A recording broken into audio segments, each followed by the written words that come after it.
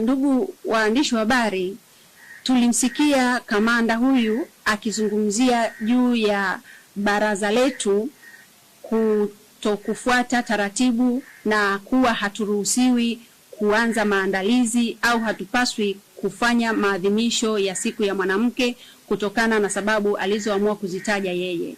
Lakini sisi wanawake ambao tuko ndani ya Chama cha Demokrasia na Maendeleo ya Chadema tunaamini ya kwamba siku ya mwanamke duniani ni siku ambayo inaadhimishwa kijamii, lakini ni siku ambayo ni ya kimataifa inayopaswa kuadhimishwa na wanawake wote bila kujali dini, bila kujali itikadi zao, bila kujali kabila, wala bila kujali rangi zao.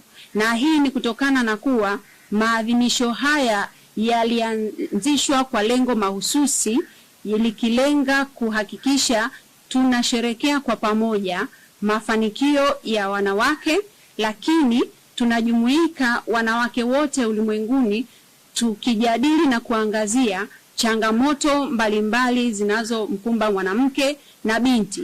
Sasa tunapokutana na mazingira kama haya yanatutia mashaka makubwa, na mashaka haya yanakuja kwamba iweje mwanamke ambaye yuko kwenye chama kimoja aonekane ya kwamba hastahili kusherekea mafanikio au kujadili changamoto ambazo zinamkumba kijamii, kisiasa, kitamaduni kama mwanamke mwingine yoyote yule ambaye atashiriki siku hiyo.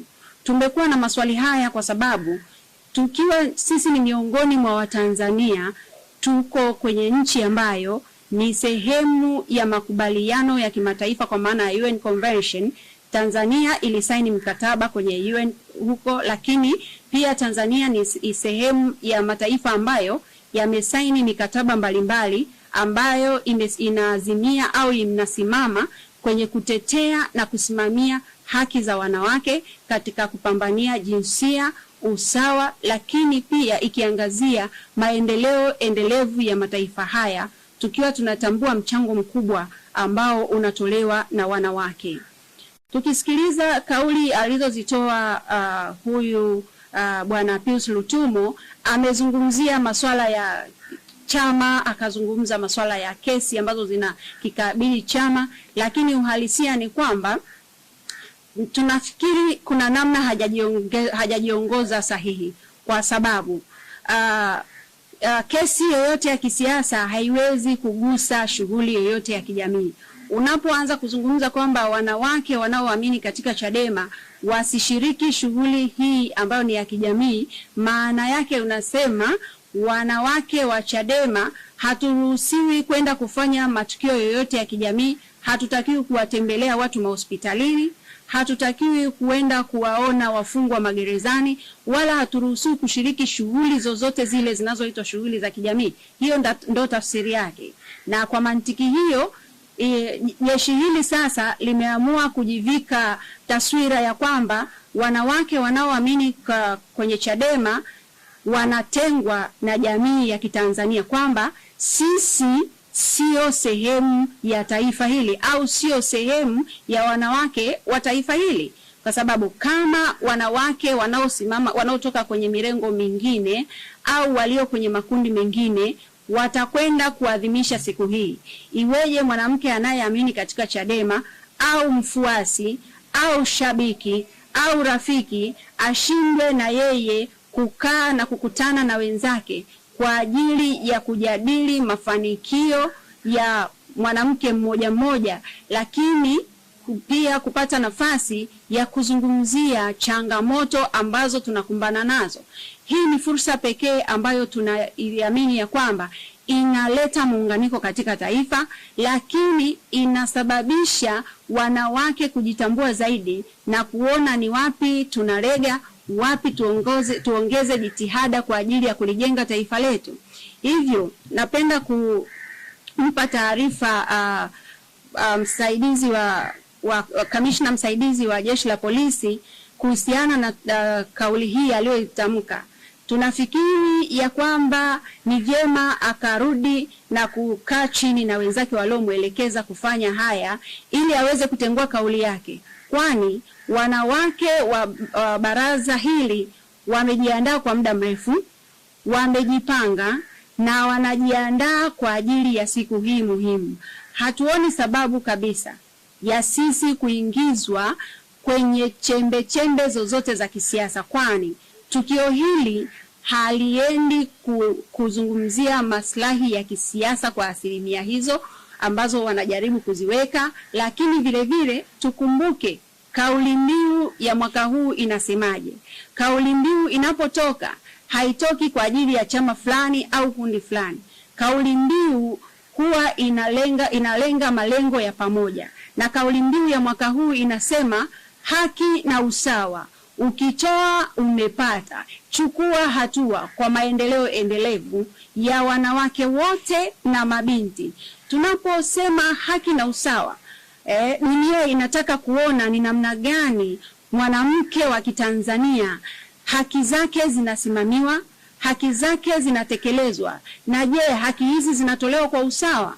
Hapa maana yake tunaiona changamoto moja kwa moja kwa jeshi letu la polisi. Tayari limeonyesha kuna shida ya usawa katika kutekeleza majukumu yake, hasa kuelekea hii siku kwa wanawake wa Chadema peke yake.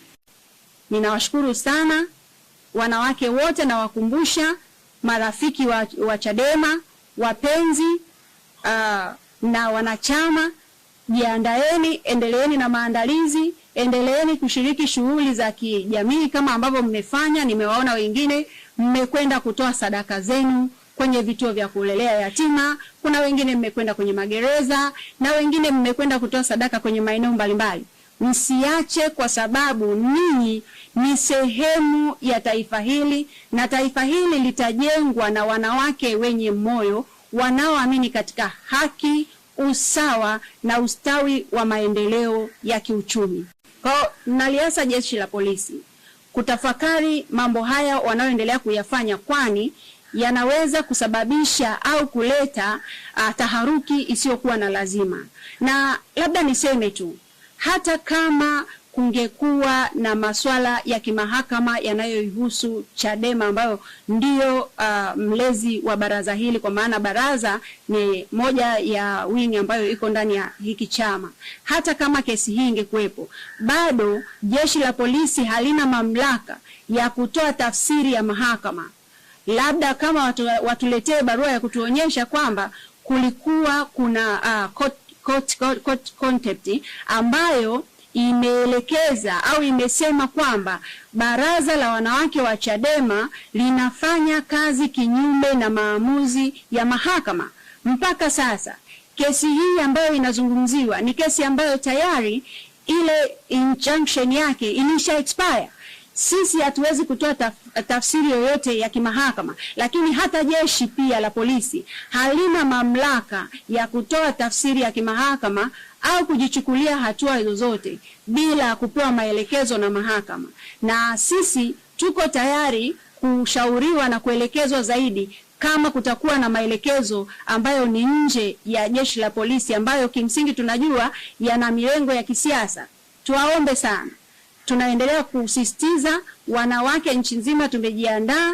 Tuna mpango wa kusafiri kwenda Msoma kwa ajili ya kusherekea siku hii ya maadhimisho, na tutakuwa pale kwa sababu tunajua hatujavunja sheria, tunafuata kanuni na taratibu zote za nchi.